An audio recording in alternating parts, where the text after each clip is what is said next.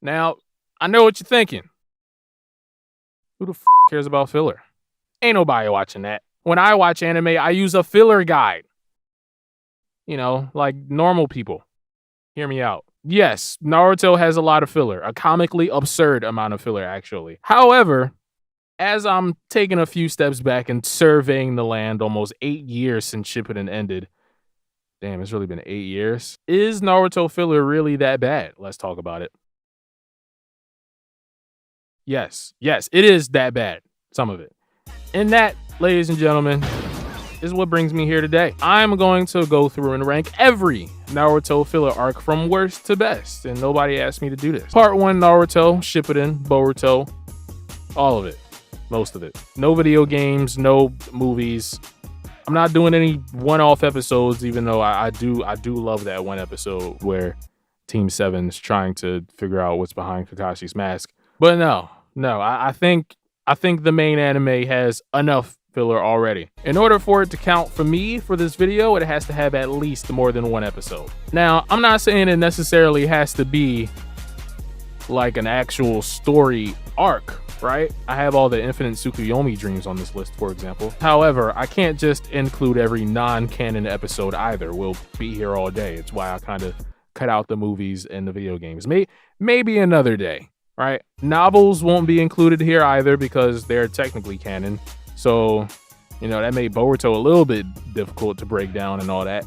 But I think I got it. So no Steam Ninja Scrolls, no Sasuke Retsuden, no Shin Uchiha. As long as it wasn't published in a book first, it's fair game. Now, I don't really have any like strict rules or criteria here. I had to watch a lot of fucking Naruto to make this video. Who cares, right? I kind of just ranked everything off of a vague mixture of if the arc added anything to the story and whether or not the arc put me to sleep while watching it. And with that being said, I think I covered everything. I don't know how long this video is going to end up being, but I wrote 20 pages of script, so this should be fun. Hey, you never know. You might find yourself pleasantly surprised at how much of this filler actually isn't that bad. I'm trying to tell you. That being said, though, we do still have to get through all the bad stuff first. So, starting off with way at the bottom of the list, way, I gotta scroll down. This is a very long Google Doc. We got number 39, the Cho-Cho Arc from Boruto. Yeah, I mean, this whole arc is just kind of unnecessary. Like, who asked for this? Who is responsible for this? It was me! Okay, I know Kishimoto, this was a Kishimoto idea, right? But like he wasn't serious though, right? Mercifully, ladies and gentlemen, it's only 3 episodes long. Thank God. The story here is your basic bodyguard mission. Team 7 and Team 10 are assigned to protect an actor and an actress from a bunch of assassins, with Cho-Cho just fawning over the actor guy the entire time, and also trying to maintain her butterfly form because, you know, of course the guy hates fat girls. They're both kind of complete assholes, by the way, like rich, snobby celebrity types. I guess the arc becomes a little bit entertaining when Cho-Cho becomes a stand-in for the actress for a second, again, trying to hide her natural Akamichi clan big bonedness, you know what I'm saying? But yeah, it's just kind of whatever. Cho-Cho's never been one of my favorite Boruto characters, but I ain't gonna lie, she's mad annoying in this arc. I'm getting big 2023 Velma energy from Cho-Cho in this arc. I mean, the overall message is great for the body positivity crowd, I guess. You know, love your curves and all that kind of stuff. But yeah, I think if this arc never existed, nobody would miss it. Number 38, the Peddlers Escort mission from part 1. I feel like this is the true essence of what a filler arc is. Just in all the worst ways. Random characters that have no connection to nothing that we'll never see again. Weird random village that we've never heard of before and will also never see again. We got a pretty unique team at least with Naruto, Hinata, and Choji. But yeah, it's still definitely the most generic of all the generic escort missions that we have to talk about here, where everyone's lying about everything all the time. Of course, the main girl they're supposed to be protecting is secretly the heir to this nation and whatever, and of course she hates everybody based off of a conclusion that she jumped to when she was like 6 years old and was traumatized, and now she just doesn't trust anybody or something like that. It's just like there's 20 of these in part 1 Naruto, and this is easily the least interesting of the bunch, and we're like 180 episodes in, bro. I'm tired. The villain is boring, the backstory is boring, The only saving grace for this arc I would have to say is the fact that the main antagonist Renga uses the sun to fight. That's a W. It's a W in Charisma Land, that's for sure. Number 37, back to Boruto. It's Konohamaru's Love Arc. Yeah, no. Easily the biggest W Konohamaru gets in the entire series. Besides defeating Pain, I guess that counts. It's his biggest W in the Boruto anime, and yet this arc is still complete dog cheeks. Turns out Soul Reapers exist in the Naruto world and have for a long time, and just nobody knew or nobody paid attention to them. The Yoimura clan, the clan of the day for this arc, right? Their entire purpose is to quell spirits, or at least, you know, the spirit that's been attacking them for generations or something like that, stealing memories. All I gotta say is that I don't ever want to hear anything about Naruto being unable to see Ichigo in a power scaling debate ever again. The overall message of this arc is okay. You know, controlling your emotions, not letting them get the better of you, and not jeopardizing your mission or the lives of thousands of people over some silly little crush. That's all fine and dandy, but yeah, I just don't really care about this village, man. I'm sorry. And why are Raymond? I don't know. Why are she and this guy getting married when they're like distant relatives? There's some weird stuff going on in this village, bro. Hey, Konohamaru, you might have dodged a bullet, my boy. Again, it's great that Konohamaru finally gets some spotlight in the new era, but they couldn't come up with anything better for him. Nothing about his family lineage, you know, passing on the Sarutobi name, or how he became a Jonin during the time skip. Nothing. Where's Konohamaru's Steam Ninja Scroll novel, huh? The biggest drop the ball in Boruto for sure. And at number 36, we have the Gosunkugi capture mission. I'm gonna be honest, it's a shame that this arc was so short because, yo, this nigga's voice actor in the English dub is amazing. Man's really got that sultry, deep, like Taizan Day, velvety silk. Got me feeling like Sugetsu when he's all out of chakra, you know? Nah, say, hey yo. Because this is only 2 episodes long, there isn't really much to discuss here. Naruto, Hinata, and Third Wheel Kiba are assigned to capture this criminal named Gosunkugi. Along the way, they meet a bounty hunter that is also after Gosunkugi. Bounty hunter has crazy backstory where he's framed for murder. I think you can all figure out who the real culprit was. Naruto helps the man clear his name. It's pretty straightforward. It's an arc that doesn't overstay its welcome, and even though I can barely remember it, when you do watch it, it does have some layers to it. You know, like an ogre. I wouldn't say it's worth your time, though. Number 35, the Sunagakure support mission. Surprisingly, I think, yeah, this is the only mission from the post-Sasuke retrieval filler hell from part 1 that involves the Sand Village. This is the only mission to involve Gaara. Speaking about the Sasuke retrieval, I actually really enjoy how this arc is supposed to be like an inverse of that. This time it's Shikamaru, the one that's saving Temari, Kiba saving Kankuro, Naruto and Lee rescuing Gaara instead of the other way around. We even get to see stuff like how the Sand Village's Ninja Academy is run for the first time, which is pretty cool. However, I must say, as the final arc of OG Naruto, it is pretty underwhelming. Like, for one, can you even really call this an arc? It's really just one big fight. In the first episode, rogue ninjas show up and abduct some young sand shinobi, and yeah, the entire rest of the arc is just 5 episodes of the battle to take them down. The final villain has a pretty cool design, which kind of looks like an Otsutsuki prototype design looking at this with 2023 eyes. And I do appreciate the focus on Gaara here. He was the one to get the big W at the end of the day, after all. But yeah, I just can't shake the feeling that this could have and should have been a much bigger story to bring original Naruto to an end, you know? This arc leaves a lot on the table. I mean, for crying out loud, the antagonists here come from a village known for their weapon making, yet 1010 is somehow the only one out of the Konoha 11 that gets left out of the arc. That's just wrong, man. Number 34, we got the third Great Beast arc. I love this one. Anytime Lee and Guy get some time in the spotlight, I'm here for it, especially Guy. Skip Stelricht from the English dub playing Might Guy, yo. He's amazing. Super underrated. He will forever have my soul burning with the fiery passion of youth. But yeah, again, unfortunately though, this is just another one of those filler arcs that didn't really leave that much of an impression on me. Maybe it's because it's so short, I don't know. It's your basic revenge story. Guy beats up a guy's dad, that guy then gets mad, and him and some other guys try to ambush Guy on a mission. Naruto and the guys arrive to save Guy from all the fake guys that's attacking him. Guy eventually sees the error in his ways and lets Guy and the rest of Team Guy go. I've written guy so many times in the script that the word looks weird to me now. You ever look at a word and wonder like why like it's spelled like that, but why is the spelling just not matching the sound, yo? I gotta say, Guy is such an alpha male in this arc, yo. Like literally, the man that he defeated long ago died because he was just unable to be a functional shinobi anymore after losing to Guy. Yet his dying wish, moments before he croaked, was for his sons to go train under Guy because he was just such a stand-up ninja. Guy's just better, yo. Oh yeah, and of course you got the whole stuff with Lee in there too, still pissing Tsunade off by, you know, putting his body through hell with training and whatnot. Bruh, these two are just such inspirations. You know what? A fuck sleep. Who needs it? We at it until the morning, boys. Number 33. The Kawaki and Himawari Academy arc. This is one of those situations where the actual story is just all right, I guess, right? I don't really care about that. I more so just appreciate us getting all these moments with Kawaki and Himawari bonding. Ever since that whole vase situation, I just adore this pairing. Watching Himawari soften Kawaki's black, cold, and soulless heart. It's so wholesome, it hurts.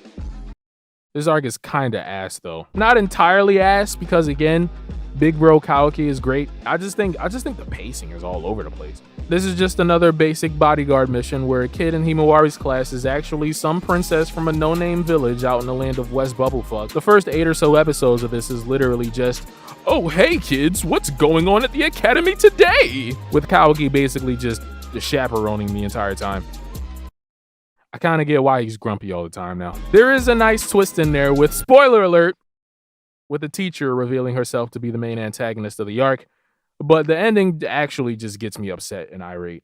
Like, okay, you telling me that this chick has not just, you know, any regular bipolar disease where she wakes up happy and then she feels sad in like 5 minutes. No, a severe bipolar disorder where occasionally, you know, every once in a while, she reverts back to being an assassin and literally tries to kill kids on a field trip.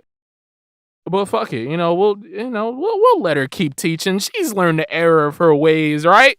Was the problem. Again, I like the Kawaki and Himawari stuff, but the writing and the pacing are lacking for sure.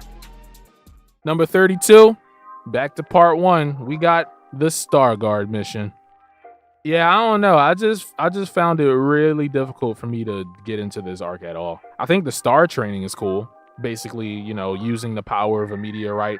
Almost like chakra steroids, which can be utilized in a myriad of different ways during battle, even for flight, right?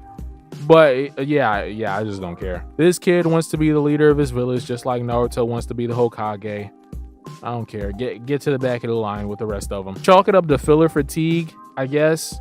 I will say, though, that the Star Village aspiring to be like one of the 5 great nations is a pretty interesting concept. And I feel like doesn't get touched on enough, in my opinion. Like, I feel like more villages probably feel like this, no? It still doesn't take away from this being a 6 out of 10 arc if I ever seen one. It's not bad. It's solid. But it definitely ain't, you know, getting my blood pumping or anything. Hey, but at least we got some new OST. We got a pretty sweet lullaby song to help me go to sleep while I watch this. And how can anybody look at this guy and not immediately think he's evil? Come on, man. This is a face only a mother could love. Number 31, we got the Menma Memory Search Mission. Kinda like the third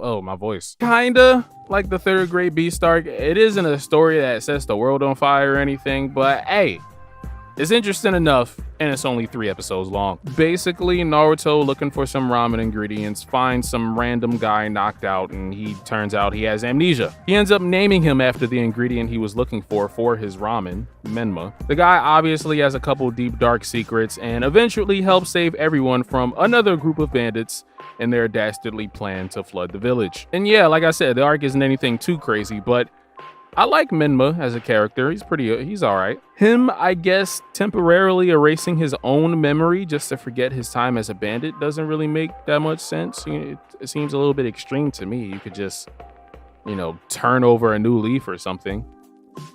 Also, spoiler alert, but his abilities are pretty cool. His musical based techniques, kind of like Tsukuyomi. He's essentially Naruto's version of Tapion from that one Dragon Ball Z movie, my favorite Dragon Ball Z movie, in case you were wondering. And I mean, yeah, again, nothing too crazy, Amnesia plot lines will never not be interesting. Next, at number 30, an arc I think really aged well, the Kara Actuation Arc. This is one of those Boruto arcs that isn't technically canon because it's not in the manga, right? But it also isn't technically filler because it does reveal some pretty relevant things like how Sarada evolved her Sharingan. Eventually becomes a Mangekyo, and I won't reveal how. Either way, you know what this arc definitely is though?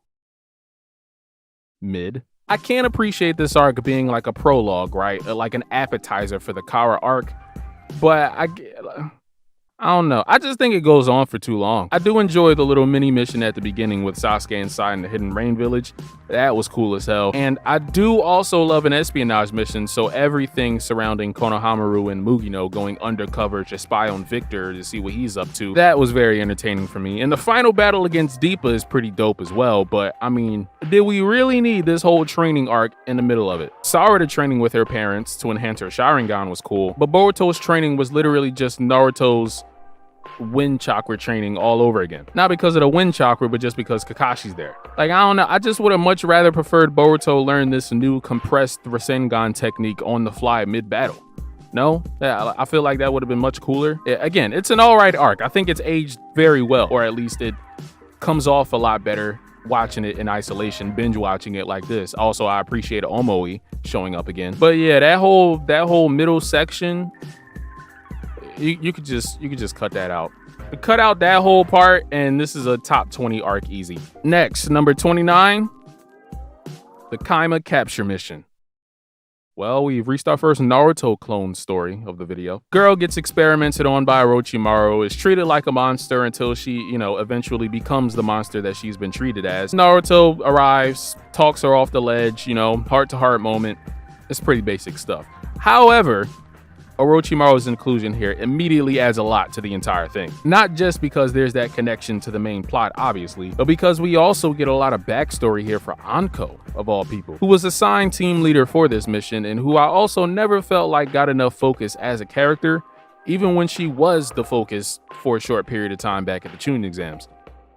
Or also when Kabuto was using her body during the war. Not like that. Speaking of the Chunin exams, we got Yoroi and Misumi getting some screen time here, so good for them. Sasuke even shows up for a brief period.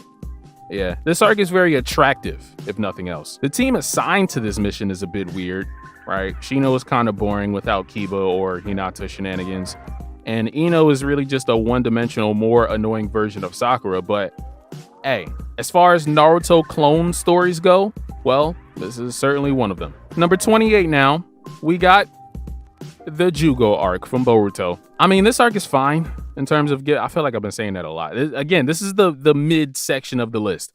Like, this arc is fine in terms of giving Team 7 a mission that, furthers their character, helps them discover their own ninja way, whatever. As well as giving some spotlight to Team 15 before Sumire leaves to become a scientist and all that. But once again, man, I just don't think the premise of this is all that interesting. Team 7 and Team 15 are sent on a mission to take care of some birds attacking a village. How exciting. Now, of course, there's more to it than that. These birds have all been affected by the curse mark, and Jugo's secretly been there the entire time, essentially pulling Akuma from One Piece and absorbing all of the cursed energy into himself, causing him to go berserk from time to time. However, the whole first half of this arc is kind of lame. It's just them catching birds, right, with the occasional squabble with Jugo. And yeah, it's nice to see Jugo return to the series and get some spotlight, but like, I love Jugo. Bless his heart. He was never really the most exciting character in the world, He was never my favorite member of Taka, right? I mean, Sugetsu's right there. Speaking of Sugetsu, this arc doesn't really even get started for me until Sugetsu and Karin show up. Karin gets to work with Sarada for the first time since that whole Who's My Mommy crisis with Shin Uchiha, right? And Sugetsu is by far the most entertaining character here. I'll admit, the final countdown to cure all the birds before sunrise, before they migrate and, potentially infect the entire country with the curse, that's pretty suspenseful. Edge of your seat content right there, but yeah, again, the arc does start off very slow and very cold, and the main antagonist is a fairly obvious twist as well. Yeah, this is one of those arcs I can't say I particularly dislike anything, but it's also something I don't think I'll ever rewatch. This arc is peak mid. It's like the best mid arc. While making this video, I kind of used this arc as a gatekeeper for the actually good stuff. At the end of the day, all this arc served to do was just introduce Boruto and Sarada to all of Sasuke's friends from when he was in high school. Next, number 27. The Infinite Tsukuyomi Dreams. Oh, interesting. I think my main problem with this set of filler is Tsunade's dream just taking so damn long, yo. It's not even really Tsunade's dream. That's the crazy part. It's really Jiraiya's dream, all written as a novel that Tsunade is merely reading the entire time in her dream. Basically about the shinobi world in a world where Minato and Kushina survived. And I mean, it's cool at first, seeing Minato as Hokage while Naruto is a Genin, Yahiko, Nagato, and Konan interacting with the Konoha 11, Itachi and the rest of the Uchiha all still living in the village, operating as the police force. It's very cool.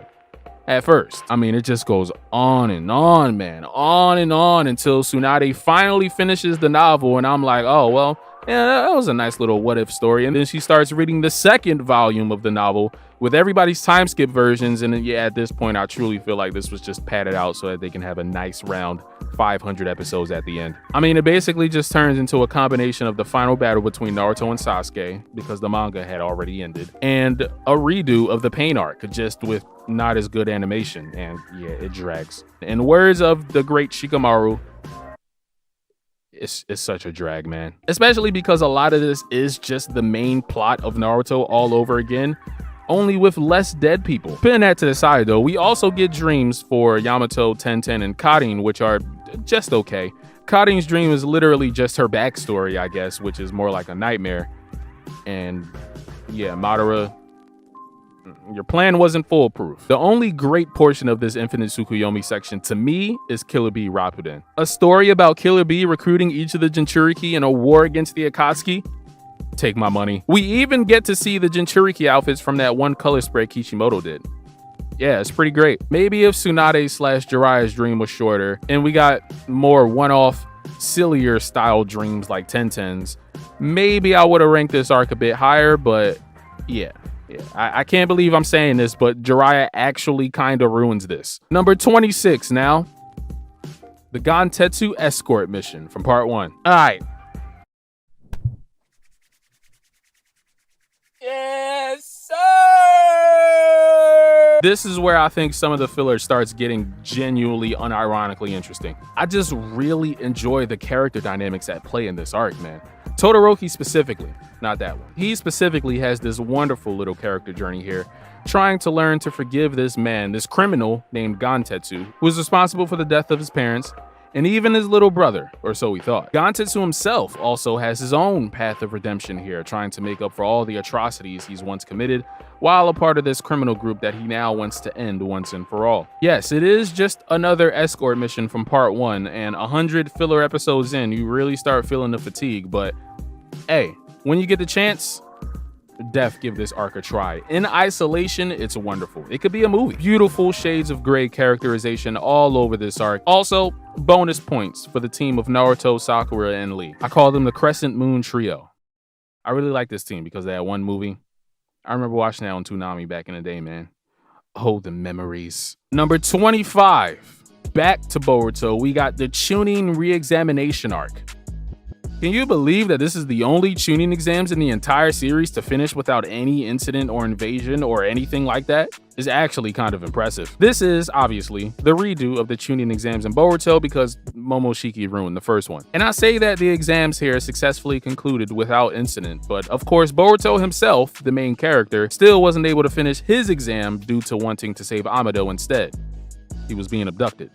Mitsuki was there too. Now, though they did do the first 2 exams a complete disservice, the written exam was a total afterthought. Like, I remember when this used to be an entire episode was just dedicated to this test. And then the Forest of Death, don't even get me started. Like, they completely missed the point, bro. For the love of God, bring back the Heaven and Earth scrolls, please. That being said, the fights in this arc are actually really good. Tsubaki versus Denki was really cool. It really gave me like Usopp versus Luffy kind of vibes, and because Denki was at such a disadvantage. Inojin versus Hoki was just badass. Even Iwabe versus Wasabi was really good, despite having a really stupid finish. Kawaki versus Shinki we got on the side. However, Sarada versus Cho-Cho, man.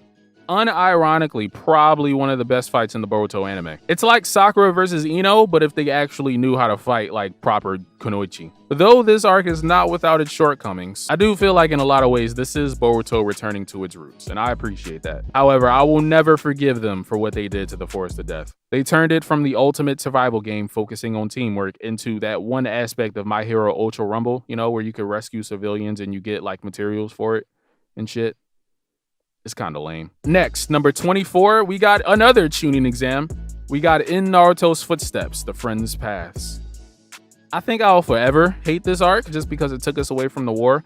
By far, the worst placement of a filler arc in the entire anime, and it's not even close. It's a filler arc set during the 2-year time skip, right? So it's not like it's even relevant to what's going on. They could have told this story at any point in Shippuden. Earlier in the war, for example, when all the Edo Tensei battles were still going on and nobody really cared. They could have saved it for later, around Infinite Tsukuyomi time. No.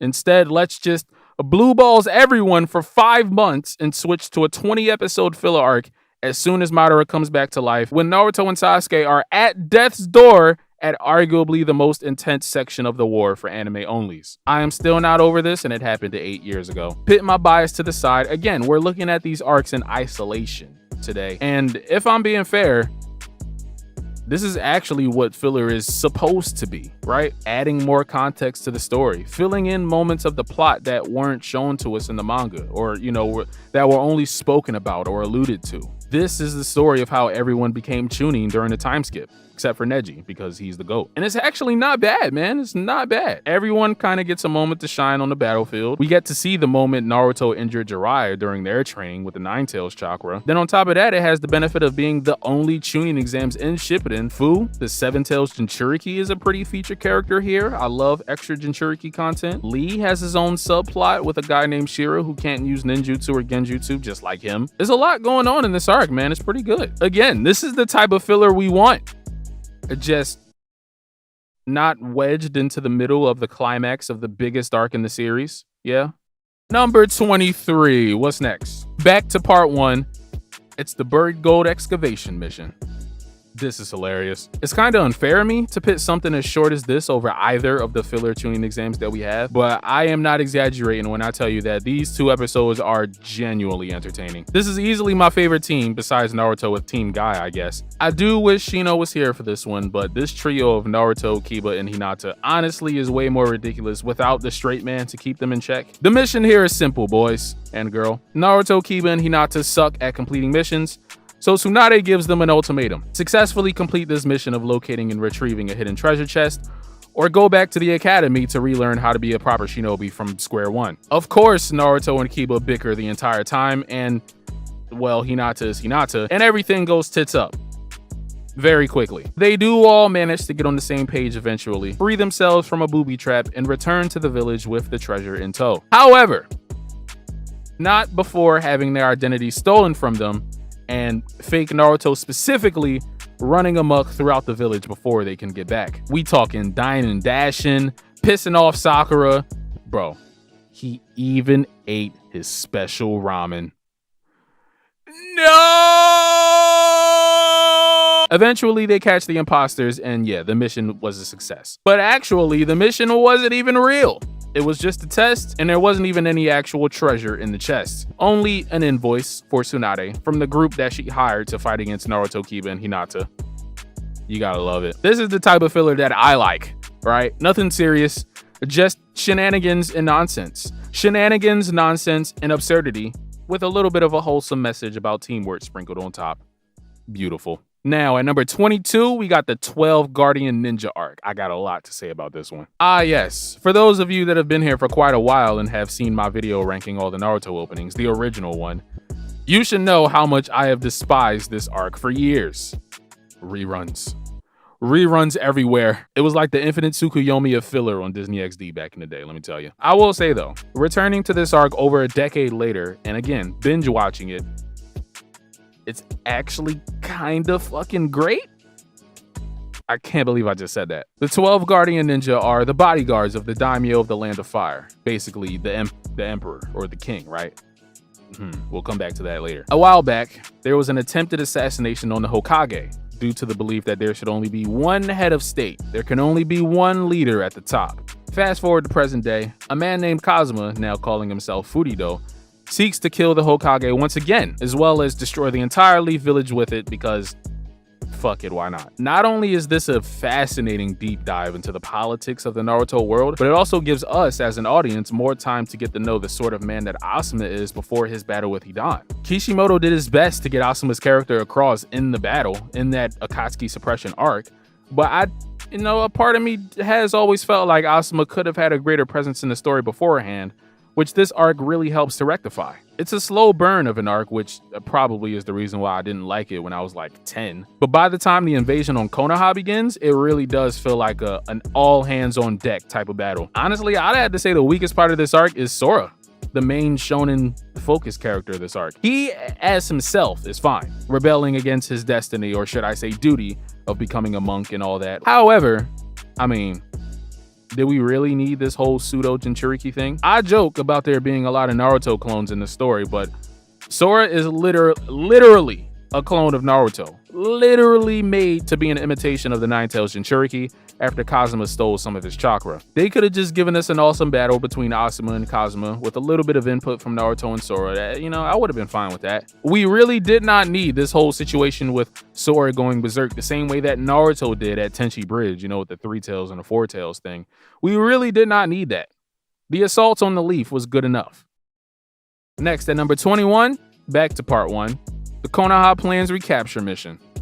This filler reminds me of what Naruto used to be, man. No extravagantly choreographed fight scenes, no mountain busting Dragon Ball style ninjutsu, just tactics, bruh. Big brain tactics combined with a little mystery story on the side. Here, Naruto befriends an older gentleman named Geno over some ramen. Not too long afterwards, a man ends up stealing some important documents from the Leaf and then blows himself up once he's caught. But however, not before warning them about the destruction of the Hidden Leaf Village incoming. Turns out this man was actually Geno, faking his death, and yeah, from here on out, it was just a mission of the Konoha 11, searching to apprehend Geno for one, while also disarming a bunch of bombs and traps set by him all over the village, to destroy it, like I just said. Eventually, they do find him thanks to Naruto, and everyone ends up working together to bring him down. And yeah, man, this entire arc is just one big game of 4D chess, and I love it. Turns out all of Geno's traps were actually set around 30 years prior, and watching Shikamaru specifically unraveling this entire scheme is just it's just a wonderful vintage Naruto, man. Geno, bruh. Geno, that's a bad man. And it also turns out the entire time he was bluffing. It was actually just this elaborate scavenger hunt, all in the memory of Geno's son who died in battle years ago, fighting against the Leaf. That man Geno, he's kind of like Batman. Yo, do not give Geno prep time. Now, moving on to number 20, ship it in time, the past arc, the Locus of Konoha. Is that what it's called? I never knew that. Coming directly after Pain's defeat, I would have to say this is one of the better utilized filler arcs for sure.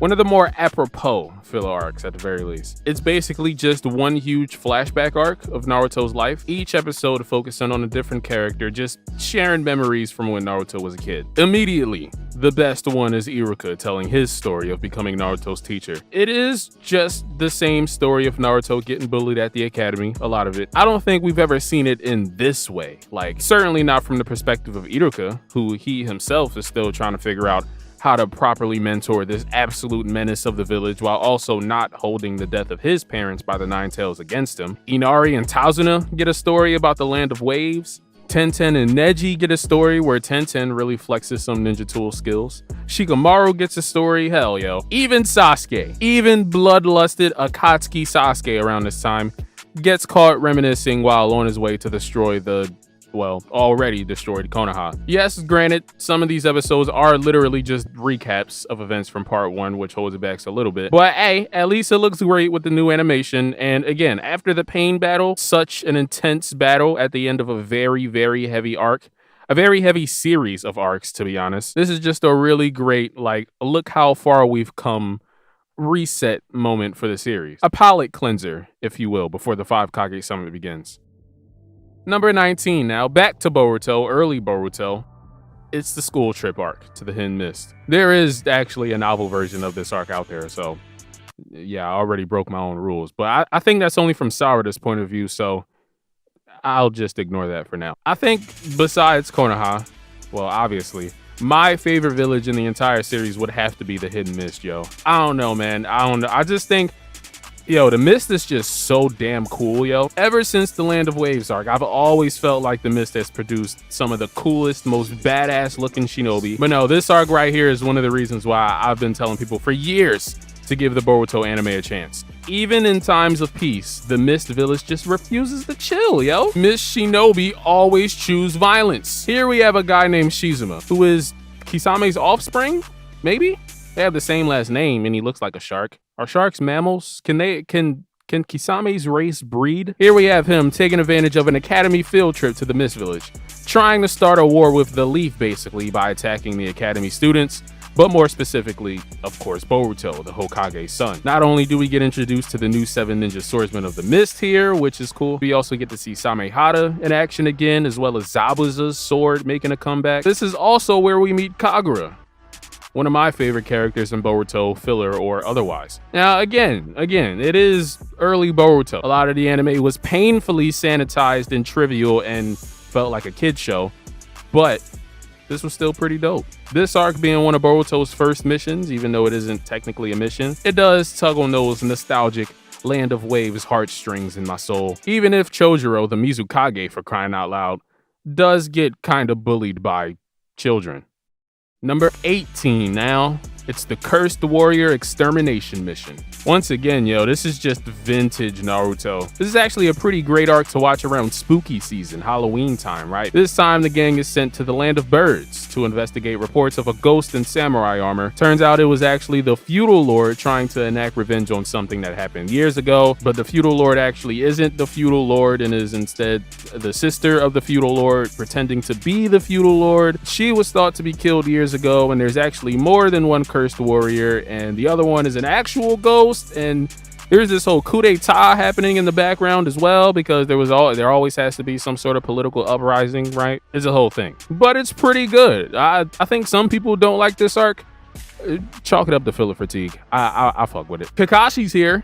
Kakashi almost never shows up in filler. Like I said, Naruto and Team Guy, pretty good, and then you add Kakashi into the mix. Tenten is quickly becoming one of my favorite characters, yo. She's just a way more competent and way less simpish fusion of Sakura and Ino. Like, she still fawns over guys from time to time. Of course, she still has a crush on Sasuke, but like, she still be standing on business. Kakashi's fight is against a man that can mimic other shinobi, so that is kind of like a mirror match, a battle for who the true copy ninja is. Only thing that lets me down is the action. Like, the animation here isn't the greatest in the world or anything. Still, this mission is probably the closest to Scooby-Doo that Naruto has ever gotten, and I love it. It's great. Number 17, sticking with part 1. We got the Yakumo Kurama rescue mission. Again, another arc I think is just genuinely interesting. Not only does it spotlight a character that gets absolutely no screen time in the show, Kurenai Yuhi, even before Shippuden forgot all about the side characters, but this mission also revolves around Genjutsu, a criminally underutilized method of fighting in the Naruto world. That is, I guess, if you don't have the Sharingan. This mission is about a girl named Yakumo Kurama, a former student of Kurenai that now hates her because Kurenai was ordered to seal away her Genjutsu abilities by the third Hokage because they were deemed to be too dangerous. Kurenai resigns as leader of Team 8 because Yakumo appears again, and I guess it made her feel like she wasn't fit to lead the team anymore or something. Naruto obviously sees through this and wants to uncover the truth. Truth is, it was actually the demon that lies in her subconscious, which I believe is meant to be a reference to Sigmund Freud's model of the psyche, involving ego, reality, superego, morality, and id, instinct. I mean, the demon is called Ido. You see what we cooking here? Eventually, Yakumo overcomes the demon, Kurenai returns to Team 8, and yeah, everything goes back to normal as it should. It is just the generic Naruto clone story once again, and Kurenai's depression arc is a tad bit confusing and overblown, but again, I just think that Genjutsu and mind manipulation in general is cool as hell. is enough to hook me in. Now, number 16, I think one of the more popular filler arcs, is the Land of Rice Fields investigation mission. Honestly, I think this arc made it this far into the video just because of that one episode where Sakura confronts Kabuto. The animation in that episode is so clean, bro. Like, easily one of the best looking filler episodes. And also because for the longest time, like, I wasn't even aware this was filler. When you're a kid, you know, and you don't really know what filler is, this does feel like a pretty natural follow-up to the Sasuke retrieval arc. Until you keep watching more and more episodes, of course. Mission after mission after mission. And you're just like, alright, where are we going here? Here we have Jiraiya taking Naruto and Sakura with him on a mission to help boost their spirits after losing Sasuke. To the Land of Rice Fields, or rice paddies if you watch the dub. They go to investigate and hopefully get a lead on the Sound Village and, by proxy, Orochimaru. They eventually do find a hideout and end up confronting Kabuto and Orochimaru. Turns out they weren't real and just some other people using the transformation jutsu. Everything involving this girl they meet, Sasume, and the Fuma clan, it's okay, I guess. Kind of just another typical filler family harboring dark secrets. It's fine. I just enjoy this arc for Jiraiya's presence, first and foremost, how it segues seamlessly from Naruto and Sasuke's battle in part 1, and because it shows us how Sakura came to decide to want to become Tsunade's protege. Yep, it's doing that thing again. It's doing that, like, this is what filler is meant to be used for. Adding more context to the story, man. You gotta love it. Number 15. Top 15 now. Bro, I love this arc. It's the Paradise Life on a boat. Yes! Ah, yes. The Naruto One Piece arc. I feel like it overstays its welcome a little bit, but I'll talk about that in a second. Hold on. Who knew that this crew of Naruto, Yamato, Alba, and Might Guy would end up being so damn entertaining, yo? These are the guys right here. These are my guys. Whether it's Might Guy's seasickness, Naruto constantly moving like he's off 17 Red Bulls all the time, or Yamato just constantly standing on business, losing hair, trying to keep everyone reeled in.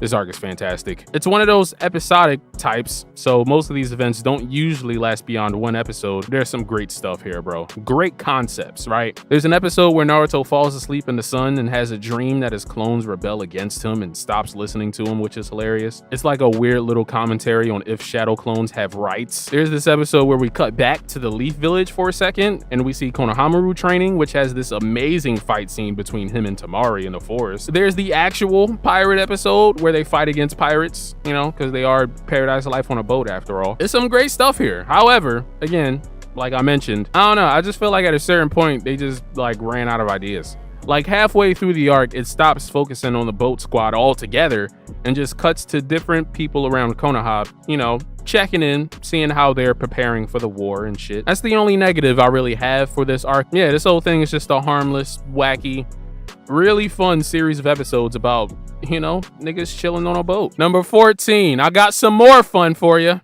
It's the Mecha-Naruto Arc. Yo, this arc is batshit insane, bro. Absolutely insane, and I loved every single minute of it. On TV, this arc plays right after Obito absorbs the Ten Tails, but in story, this arc takes place during Naruto's Wind Chakra training. I'm not sure if Asumu was dead yet. Anyway, essentially the story here is Orochimaru creates a mechanized version of Naruto to be a vessel for absorbing the chakra of the Nine Tails. The Akatsuki ends up stealing it and his idea, because fuck you Orochimaru, and Itachi orders the robot through Genjutsu to enter the village and do just that. After causing a little bit of a ruckus in the village, Kakashi, Yamato, and the entire Sasuke retrieval team help lure the robot out of the village to you know, just help maintain distance from the robot to keep it from siphoning off chakra, and 3, so that they can mitigate any damage done to the village. One by one, they all try to stop Mecha-Naruto, and one by one, they all fail miserably and in hilarious fashion. Gaara shows up to help, but ends up getting roasted by Deidara, which takes him away from the battle. Jiraiya tries to help as well, only to just become snake food. Orochimaru, being petty, eventually just says screw it and unleashes the full mechanized QB onto the village, until Naruto and Mecha-Naruto work together to save everyone. Choji gets turned into a carp swimming up a waterfall. Can we get a fan art of Choji with Kaido's devil fruit, please? Yamato gets motion sick and his vomit turns him into a shooting star, kind of like Nyan Cat, sending him up into space, probably chilling on the moon now with Toneri and shit. Neji is like super serious ninja man the entire time. That is until Mecha-Naruto outruns the speed of his rotation and takes him out. We get peak mad scientist Orochimaru all over this arc. Naruto becomes Iron Man. I can't, bro. Once the Mecha Nine Tails attacks the village, we then get this like the campiest, almost like stage play rendition of Sakura crying out for Naruto's help like she did in the Pain arc. And then at the very end, Gaara returns and buries the entire village under a tsunami of sand after Deidara got them all hot and bothered. Yeah, honestly, this should be top 10. This is probably up there somewhere with the Dragon Ball Super baseball episode. It's a shame it's so short, but honestly, if it was any longer, it might ruin the joke. This arc knows what it is. It doesn't take itself too seriously or serious at all whatsoever. And the voice of Mecha-Naruto is just so adorable, bro. Like, I almost shed a tear when it sacrificed his life for the village, yo. It would have made for a great pet. Can we keep it, Grandma Tsunade? Number 13 now. Let's get serious again for a second. It's the Kurosuki family removal mission. Again, yo, anything involving the Hidden Mist, I'm here for. Weirdly enough, I recognize this arc for the Curry of Life, which was made in a Bingin' with Babish video a little while back. Sometimes I like to watch cooking videos when I'm hungry just to tease myself. Crazy thing is, Naruto wasn't even supposed to be on this mission, but somehow stumbles into it by saving some random people in the middle of a gold mine that tells him and Tsunade about the Kurosuki family.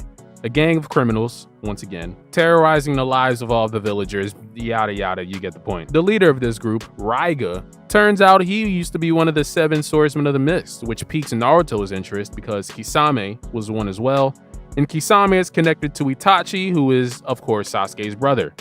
Thanks, Lee. Naruto and Team Guy end up defeating Raiga fairly easily, but they find a child riding on the back of him, Nezuko style, who eventually revives Raiga, and they have to defeat him one last time, this time with a lightning storm buffing all of Raiga's lightning release-based attacks. And yeah, getting straight to it, I think this arc portrays Stockholm Syndrome really well. Here they are, rescuing an orphan child from a criminal that is purely using him for his clairvoyant abilities to, you know, help him conquer the land and whatnot. But because Raiga has been the only one taking care of him for so long because he needs his abilities, Ranmaru, the child, ends up growing attached to him, despite his evil ways. It's kind of like Zabuza and Haku, actually. Ranmaru is just a tool, right? And the lady's son too, I forgot his name, the one who works at the curry shop, he's just going through his King arc. Son of T.I., the rapper, not King from One Piece. You know, wanting to be a part of this criminal group for clout and power, despite having this loving mother that cares for him at home. It's like, why do you want to be a thug so bad? The final battle is pretty cool too. We get to see Drunk Lee again, which is fun. And Raiga even becomes canon and has a daughter, Buntan, that shows up in Boruto during the field trip arc that I discussed earlier. It's a filler so good it ended up being retconned into the story. Now, number 12. This is a spicy one. It's Mitsuki's Disappearance from Boruto. I do have to say, this arc is really good by filler standards, but I also have to say that this had the potential to be one of the best arcs in Boruto if they just did it a bit differently. Like, a villain arc for Mitsuki was inevitable, right? Just because he's such a neutral character, such a blank canvas that could swing either way, you know, with the right or wrong type of influence. The problem with this arc, though, is that it's not really about Mitsuki. It's about Iwagakure, the Hidden Stone Village, and a bunch of synthetic shinobi seeking to achieve greater power so that they could fulfill their ultimate purpose of replacing ninja altogether. Kind of like the Seraphim from One Piece, but if they were shinobi. Now, Mitsuki is an important figure in this arc. They end up using him as a sacrifice, basically, using him for his heart and his power. And Mitsuki does struggle with the rather deep philosophical topic of if free will is truly free or not at the beginning of the arc. But all of that really does just take a back seat to the story of the Fabrications rebelling against the Hidden Stone, which is unfortunate. Trust me, it's nice that we get to spend some extended time in the Hidden Stone for once. And Onoki is all over this arc, underrated MVP from the 4th Great Shinobi War. The arc by itself isn't bad on paper. It's a nice commentary on human autonomy. However, if you were expecting to be some sort of story about Mitsuki turning his back on the village, you might end up just a little bit disappointed. The first half of the arc was really great because we had this whole thing about Boruto and Sarada sneaking out, risking being labeled as rogue ninja just to bring Mitsuki back. And then they go see Orochimaru and there's this whole thing with the white snake sage or whatever. But yeah. The Hidden Stone Village absolutely hogs the spotlight of this arc. Number 11 now, closing out on a lot of these part 1 fillers. It's the Bikochu search mission.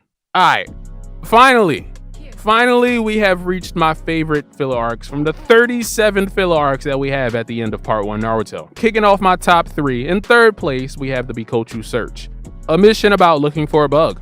How exciting. But no, I think this might be my favorite team in part 1. I mentioned it before. Naruto with Team Guy might be the coolest group, or at least the most efficient, but my personal favorite team has to be Naruto with Team 8. You got the Naruto and Hinata comedy, for one, right? Back in the day, this was already adorable, albeit a little bit cringy at times.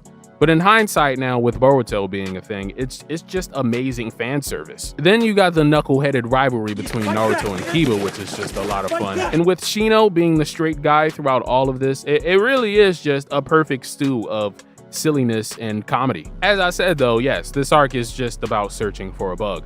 A unique species of beetle that can track down a person by scent, that is.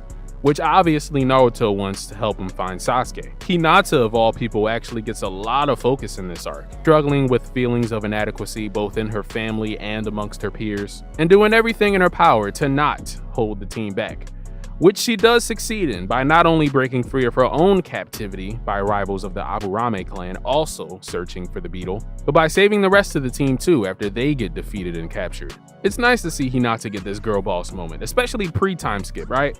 Before it became a thing for everybody. And for what it's worth too, the insect warfare here between the Aburame clan and the Kamizuru clan is cool too, just because we don't see this type of battle that often. Again, this arc isn't like peak fiction or anything, I'm not saying that, but it's a tight story that doesn't overstay its welcome and has a hilarious twist at the end. I'm a simple person to please. What you want me to do? Top 10 time, top 10. At number 10, we got the Mizuki tracking mission. Just another example of how to properly do a filler arc. Bring back all these old characters, why don't you? That don't really mean all that much to the plot, and let's get an update on what they've been up to. I've always loved that one arc from Dragon Ball where meets Robot Tao right before the Cell games, years after he was last seen at the 23rd World Tournament. Here we follow up with Mizuki, who we haven't seen since Chapter 1, Episode 1. This was the man responsible for Naruto learning the Shadow Clone Jutsu. Yeah, he breaks out of prison and is now looking to enact his revenge on the Leaf. That's pretty much it. A bunch of people try to stop him, and obviously he fails because, you know, we don't have Mizuki Shippuden or something like that. But yeah, it does its job. Yet another arc that did not feel like filler to me first time I saw it. It does just feel like Naruto's story coming full circle, you know? We get tons of backstory for Mizuki here, including him having a fiance who we never knew about, his long history with Iruka and why he's such a scumbag. Iruka himself gets a bunch of time to fight here, even though it's not the most interesting battle in the world. I really enjoyed Fujin and Raijin, the Stupid Brothers, Mizuki's henchmen. This type of brain-dead Patrick Star like Ed from Ed and Eddie humor is right up my alley. But by far, the best part of the arc has to be this callback to Iruka taking the shuriken in the back for Naruto in the first chapter. This time with Naruto being the one to protect his teacher instead of the other way around. By filler standards, man, this is pretty awesome. And Orochimaru also maintains a presence in this arc as well, which again helps ties it back to the main plot. Top 10 easy. Now, number 9. From Naruto Shippuden, we got the Three Tails' appearance. This arc is a lot. Watching it from week to week back in the day was torture, especially for manga readers that knew the type of peak fiction that was right around the corner. But yeah, this arc was a lot. And I'm not just saying that because it's the longest filler arc either. Out of all the 3 series, 23 episodes. No, there's just a lot going on in this arc, yo. We get rare appearances from both Sasuke and Kakashi. These two never appear in filler. Their voice actors ran up the bag for this one, especially Kakashi's. The arc is all about the Three Tails, obviously. Orochimaru and Kabuto are behind this. We get Jiraiya's last and final training session with Naruto before he chases after Pain. There's 3 whole teams assigned to this mission. Yeah, it's a lot going on. It kind of feels like a mini war almost. Yukimaru and Guren are a really interesting pair of characters. Yukimaru specifically being in control of Three Tails somewhat. You have those Naruto parallels there with him being a demon. And then with them both working for Orochimaru, you got that good old Stockholm Syndrome storyline thrown in there as well. Of course, Guren being manipulated to do things that she doesn't want to, just to protect Yukimaru. Yeah, there's just a lot of moving pieces in this arc that, again, week to week back in the day was absolutely frustrating. Like, God, I just want it to be over, please. But watching it back in isolation like this, I think it is up there with some of the best Naruto movies, actually. And like I mentioned before, I will always appreciate any added content for the Bijou, showing how the Akatsuki captured them all. Like, all the way at the end, Deidara and Toby show up for the Three Tails, and it's pretty cool. But more importantly than anything, though, like, can we all just agree that Crystal Style is fucking cool? It's cool as hell. Next, at number 8, we got the Byakuya Gang Arc from Boruto. You know, it's an arc like this that still has me defending early pre-Kawaki Boruto to this very day. This is just an incredible look at classism in the shinobi world, and how even though Konoha's story might be finished, you know, enjoying these peaceful times and whatnot, in the wider world, there are still a lot of people that are suffering and have to fight for the basic necessities in life, while also fighting for the people who cannot fight for such things. Even in Konoha, there are still people on the lower end of the economic spectrum. This is where the Byakuya Gang comes in. A gang of criminals that go around attacking large conglomerates such as the Kaminarimon Company, for example, as somewhat of a backdoor means of providing for the less fortunate. Shikadai, of all people, ends up befriending one of the gang members over a game of shogi, which obviously this leads to a pretty intense conflict of interest between the two. Now, while all that is happening, the Byakuya Gang proceeds to incite a pretty violent protest in the Leaf Village with the help of Genjutsu, and everything ends up culminating in Boruto and Shikadai chasing down Ryogi, Shikadai's friend, and Gekko, the gang's leader, to retrieve an important scroll that they ended up stealing from Katasuke, the scientific ninja tool guy. From the synopsis alone, I think you should be able to understand the types of societal commentary we're dealing with here. There's also a bit more stuff in there with Stockholm Syndrome as well. Ryogi's relationship with Gekko, man, who actually killed his father but covered it up with Genjutsu, and Ryogi trying to defend him because he has no idea, and even if he did find out, he's in too deep now, right? It's amazing. Naruto gets his badass Hokage moment at the very end of the arc, just when the villain thought that he had escaped scot-free. Yeah, this arc is awesome. It's one of those, and I can't believe I'm saying this, it's one of those filler arcs I actually wish was a bit longer. Like, I would have loved to have seen more of the relationship between Shikadai and Ryogi. I would have loved to have seen the Byakuya Gang do a bit more, you know, gain a little bit more clout in the wider ninja world and cause some real mayhem. Once again, this fucking shogi game, man. Shogi and God Teuchi-sama, truly the unsung heroes of the Naruto world. Number 7, sticking with Boruto, it's a beefy one. It's the Urashiki Otsutsuki saga. I didn't like this whole thing at first because, I felt like it dragged on, and Urashiki is objectively the worst Otsutsuki. It's not even close, even worse than Kaguya. However, the time travel arc kinda saves it. Urashiki is so ingrained into Boruto's legacy at this point, like, he might as well be canon. So this entire Urashiki saga, as I've called it, is actually 2 separate arcs that I put together because, it's all about Urashiki at the end of the day. We got the first half where Urashiki attacks the Sand Village, trying to get his hands on Shukaku, the One Tails.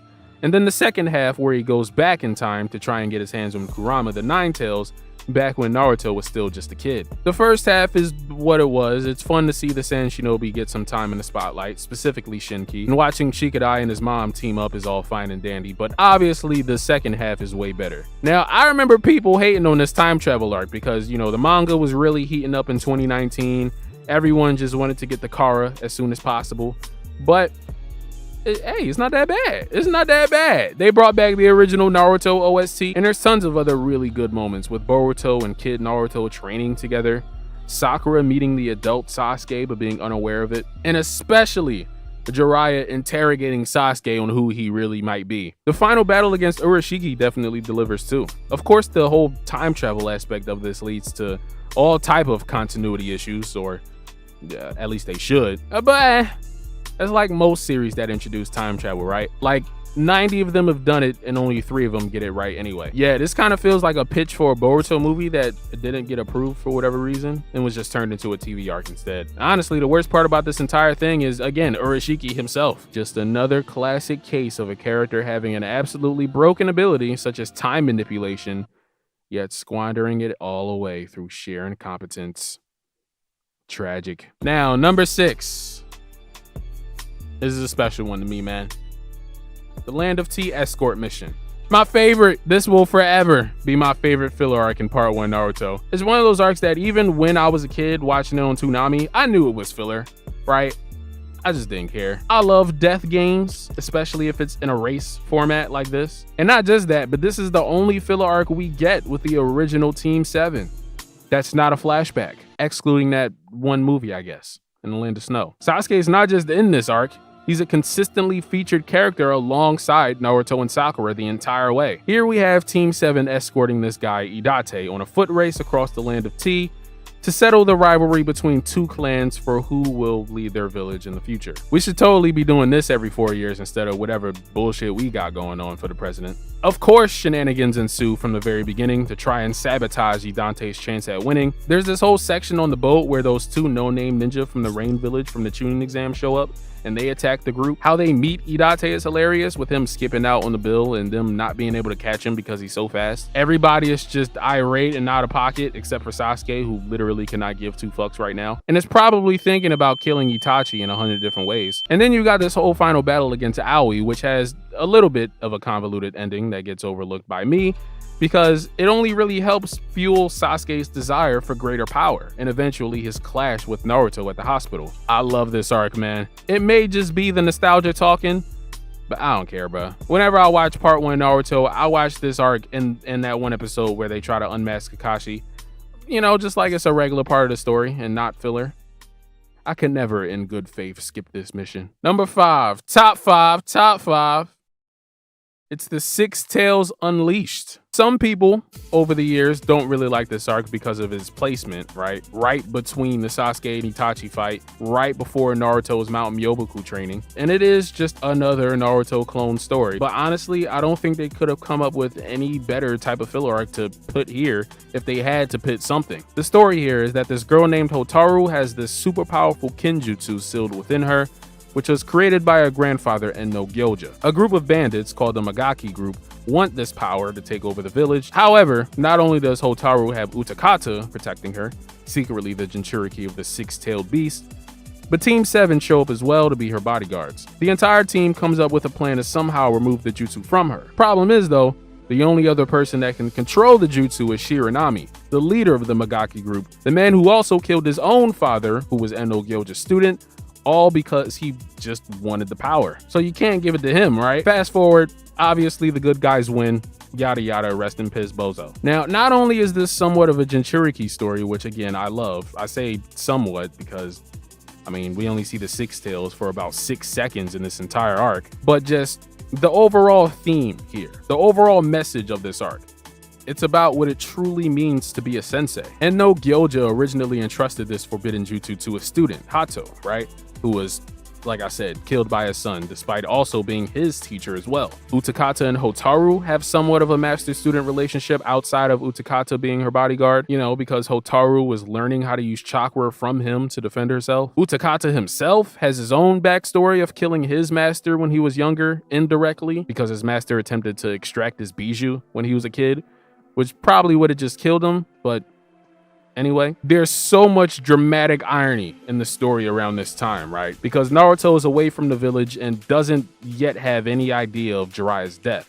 That only gets exacerbated by this arc. So even though the premise on paper may be generic, the context surrounding it makes this way more enthralling than it has any right to be. And then the story doesn't even really have a happy ending because, again, the Akatsuki shows up at the end. Pain specifically shows up at the end to capture Utakata just when he was about to start traveling the world with Hotaru, adding more context to the manga, but also hyping up the inevitable confrontation between Pain and Naruto at the same time. It's genius, man. Genius! Now, number 4. Going back to Boruto, it's the Labyrinth Game arc. The most recent arc on this list, actually. When I say I love a death game, this is exactly what I'm talking about. Which is weird because I still haven't even seen Squid Games yet, but anyway. Dead Man Wonderland, the Steel Ball Run, that one time in GT where Goku got trapped in hell and had to, play games to escape.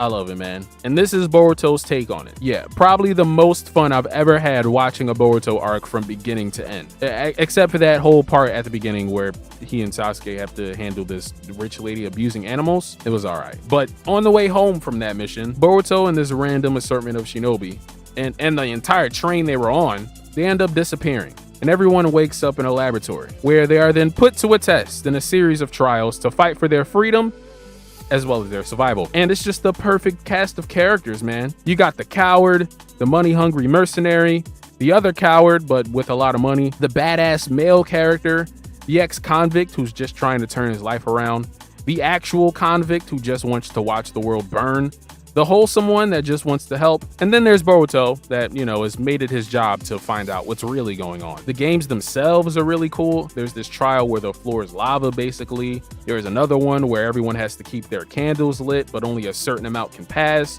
So obviously there's, you know, shenanigans there. There's this trial where everyone is handed individual cards with numbers on them, which they have to end up battling over because they can only pass through if their numbers add up to 7. I love all this kind of stuff, man. And all of the creative ways in which Boruto beats a lot of these games, it's impressive. It has a real OG Naruto level of ingenuity to it, actually. However, things get really good once we discover that there's a traitor amongst the group, secretly helping Oga, the ringleader here.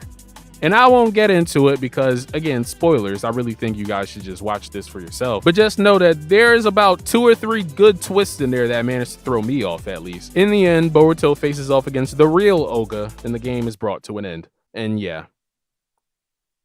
Like what a pleasant surprise of an arc this turned out to be. Petition to make Bata, Kiseru, and the real Oga canon characters in the main story. Number 3. Oh, number 3. It's the Great Sea Battle of Kirigakure. This arc, man. While the Labyrinth game might be the arc I had the most fun with, this is undoubtedly the best filler arc in Boruto, full stop. And if you ask me, it might even be up there with like the Kawaki arc, like actual canon stuff. Boruto crying meme aside, this arc is heavy. I mean, let's not forget what had Boruto crying like this in the first place. Major spoiler alert, but I gotta talk about it. It was the death of Kagura. My boy! Once again, man, the mist. The mist just refuses to chill, yo! This is basically a war between the Hidden Mist and the Funato clan. A clan of pirates that's been beefing with the Mizukage for years. This arc is split into 3 acts. First is the initial ambush, where the Funato attack a mobile fortress, where Seimei gets injured, and also when Araumi, the patriarch of the Funato clan, is broken out of prison. After that is the battle on the Shipbuilders Island, Kagura's home village, which is where all the bodies start dropping, for real. And last at the end is the final confrontation on the sea, between the Funato and Chojiro, the Mizukage. And like, where do I even start with this arc? This is all about the cycle of hatred, right? And how poisonous it can be to entire generations of people. On the Funato side, you have Araumi using this hatred to manipulate his children into furthering his goal of conquering the land of water, using the deaths of his daughter and Funamushi, one of his soldiers, to coerce literal kids into fighting on his behalf through vengeful anger, killing one of his own sons when he tries to surrender on behalf of the Funato, you know, just to stop the bloodshed. It's crazy. And then on the Alliance side, you have Chojiro, Kagura, and Hebichiko, one of the 7 ninja swordsmen from the field trip arc, and also Boruto wrestling with his feelings as well because, you know, one of his friends that he made during the arc is now standing against him after losing his sister in the initial ambush, and it's just this ongoing tit-for-tat cycle of revenge, man. I think the episode that struck me the hardest had to be the one where Boruto ends up running into the son of the man that he just helped kill because, you know, he had to get that lick back for Kagura. Araumi using all of this just to continue to stoke the flames of war and hatred. It's just magnificent writing, yo. What do you want me to do? We even get some character work for Team in there with Metal Lee potentially getting a ship with Hibichiko.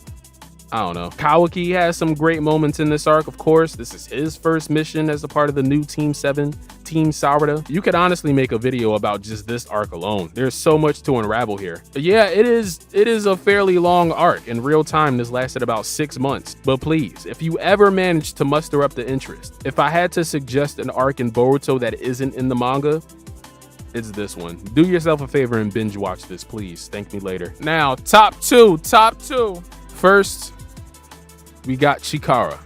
This is a bit of a divisive one. Throughout the years on Reddit and stuff, I've seen people either think that this is one of the best filler arcs in all of Naruto, or they just want nothing at all to do with it and thinks it makes absolutely 0 sense. One thing's for sure, these CGI snakes have not aged well, and this was only like 10 years ago. But the problems people have with this arc are all usually plot related, and in my opinion are kind of baseless. Things like, well, why does Hidan get Edo Tensei'd when he never actually died in the story? Why is this girl just seemingly get random psychic powers? Why is Naruto able to use chakra mode? look, I don't know, okay? It's filler. It's not meant to be taken that seriously, for one. And for two, that wasn't even real QB chakra mode. It was like Goku in the Lord Slug movie. It was like a pseudo chakra mode, all right? And for three, the Hidan thing, he was just a clone anyway. I've always loved this little mini arc, yo. Ever since I first saw it back in high school. Look at the animation here, yo. My God. It literally is just a full budget movie cut up into 6 episodes. Now, I don't know what the actual budget was for this, but it looks like they threw some money at this. Kabuto even got his hair did for the occasion, yo. You gotta love it. Look at my boy. The whole story here revolving around these kids and their teacher is pretty good as well. Especially that flashback at the beginning. Yo, I almost shed a tear. When the teacher showed up in the middle of the desert with the rest of the kids, after Leo and Mina, 2 of the kids that he saved from a burning house, they thought he died while trying to save the rest of the kids. So they left to go find, help. But he didn't die. He lived! The whole thing with Doku, the teacher in question, and this lady named Shisuru growing up together as siblings, only for them to not actually be related the whole time and then, confess their love for each other, despite still calling each other brother and sister, it's kind of weird. But, it doesn't take away from how wholesome the ending is with them getting married and eventually adopting the kids. All I gotta say, literally top 5 waifus in Naruto. And it's not even close. Yo, how did I forget about this chick, yo? How did I forget about Shiseru? Shiseru! Doku. Hey, you got yourself a cat. That's all I'm gonna say. Again, I consider this a movie more than a filler arc. And compared to the rest of the Shippuden movies, yeah, this is pretty up there. I mean, we get to see Guy and Lee face off against Naruto's 4-tailed cloak form. It's kind of awesome. This whole arc is just Kabuto being a menace while testing out his reanimations for the war, basically. The whole reason why he attacked the village in the first place was for some special water that he ended up ditching anyway. So, he literally just destroyed the lives of hundreds of people for absolutely no reason. You gotta love it. And closing us out at number 1, the best filler arc in all of Naruto, Boruto, everything. It's Kakashi's Anbu arc. Was there really ever any debate? The general consensus for years has been that this has been the best filler arc in Naruto. I think a very large portion of the reason why that is because it's not even really filler. This is the story of Kakashi's time in the Anbu, and my God, yo. This arc doesn't just do a lot for Kakashi's character, right, and his backstory, but it also gives us a lot for Yamato, Orochimaru, Itachi, even Guy has a huge presence in this. The first half of the arc focuses completely on Kakashi, him dealing with the trauma of having to kill Rin and being sworn into the Anbu Black Ops. This is where we find out that Kakashi was actually one of the Anbu assigned to guard Kushina during Naruto's birth, which is interesting. Not too long into this, Kakashi meets a young Yamato, known as Kinoe at the time, working for Danzo's branch of Anbu called Root. Also around this time is when Orochimaru goes rogue and leaves the village, which leads to this whole thing with Kakashi and Konoe discovering this underground clan of people being experimented on by Orochimaru. They have these unusual smoke powers that makes being out in the open really dangerous for them because they could just blow away. Orochimaru helps stabilize their abilities, but as we all know, Orochimaru pre-getting annihilated by Sasuke cannot be trusted. This, of course, leads to Kakashi and Konoe clashing, being that Konoe works for Danzo, who supports Orochimaru's malpractice experimentation, and Kakashi works for Hiruzen, who supports, peace. And then Kinoe also has a friend that he wants to protect. It gets deep. I could spend all my time talking about just that portion of the arc, but then, once all that gets sorted out, this is when we get into the really juicy stuff. This is when we get into all the Uchiha stuff, right? Once Itachi gets brought into the Anbu, we learn more about what's really going on in the Uchiha clan prior to the massacre, what caused the massacre in the first place, who called the shots. This is where we get all that added material involving Shisui Uchiha's role in all of this, and ultimately what Itachi's true purpose is. Fascinating stuff. Then at the very end, we return to Kakashi, now retired from Anbu, and preparing to be the Jonin leader of, you guessed it, Team 7. There's honestly too much to unpack about this arc right at this moment, but again, calling this arc filler is honestly just disrespectful. It adds so much to the main plot and focuses on probably the most interesting time period in Naruto's history, that post Third Great Ninja War time right before the main story began. all the political warfare between Hiruzen and Danzo, man. Kakashi trying to make peace with all the skeletons in his closet. Guy really putting himself out there, trying to protect Kakashi from wandering too far into the darkness. Almost like he's the Naruto to Kakashi's Sasuke. Kind of like what Kakashi couldn't do for Obito. All of it is just so damn interesting, bro. That ultimately is what makes it the best filler arc. Like a lot of the rest filler arcs, like I've been shooting them bail, right? And I can find ways to get my own personal enjoyment out of things. But this is like objectively just like watching this week to week, bro. You were engaged. Probably also the best placement of a filler arc too. Seamlessly segueing out of Obito's backstory. It's just a perfect fit, man. Perfect tone. This was peak Tsukino Okisa era, so the opening go crazy. Yeah. Best filler in Naruto, and it's kinda not even close. If it's me, I apologize. I'm just high, so sometimes I'll just emphasize. I'm just shy, so I really need to emphasize. After this performance, check my vitals, make sure that I'm still alive. Cause I give it all, give it all.